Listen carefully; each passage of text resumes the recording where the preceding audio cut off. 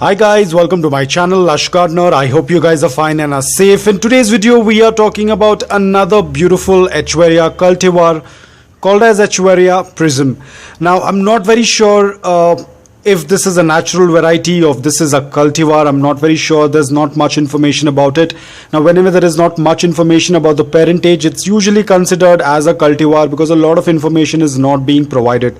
Now it's an absolutely beautiful Echeveria, but I'm going to put it in medium. The reason is because this is a slightly delicate Echeveria Prism. A lot of people might find it easy, but it all depends upon your experience and the climate and the environment, because a lot of time if you are from a very warm and humid environment, especially wherein the temperatures are really high, then these delicate Echeverias will get affected.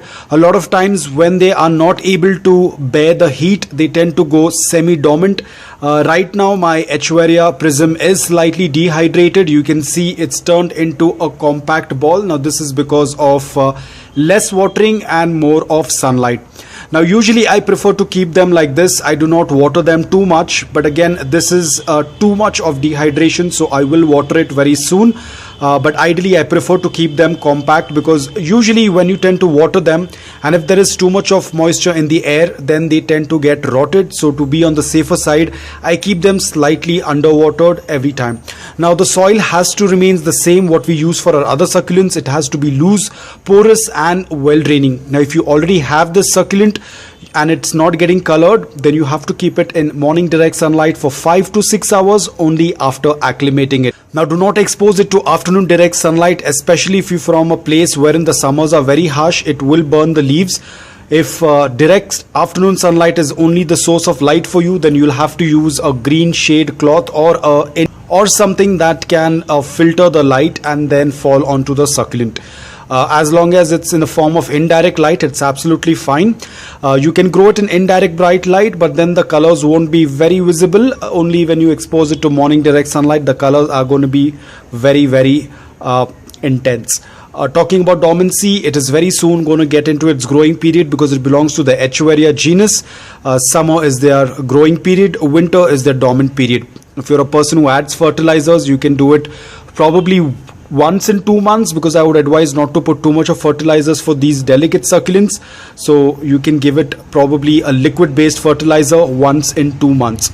Propagation, I haven't propagated it yet, especially these cultivars and these hybrids are slightly difficult to propagate, but I'm sure it will be getting propagated via leaves or when you tend to see offsets at the base of the plant. You can separate the pups once they reach a decent size.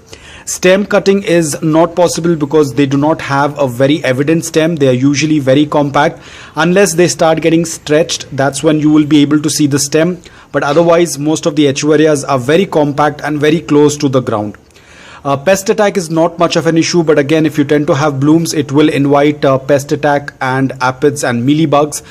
If you're going to have too much of organic soil, then it is again going to invite pests and mold, fungus. So if you're going to have a very organic soil, then it will invite other issues like mold, fungus. So try to keep the soil very less in organic matter.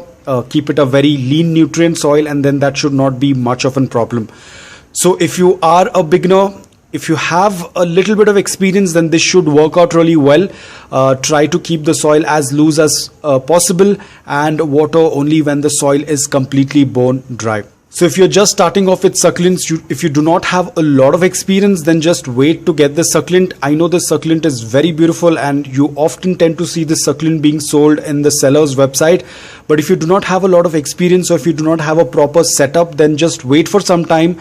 Set up your place. If you are receiving a good amount of morning direct sunlight, it should not be an issue. But if you receive afternoon direct sunlight, then you need to have a shade cloth or a green net in order to avoid the succulent from getting any direct afternoon sunlight. But other than that, if you're going to provide it with the basic care requirements, then this succulent will definitely thrive in your garden. So guys, that's all about this variety. This is Echeveria Prism. I hope that you liked this video. If you did, please hit the like button. If you're new to my channel, please consider subscribing to it. Until then, take care, stay safe and keep propagating.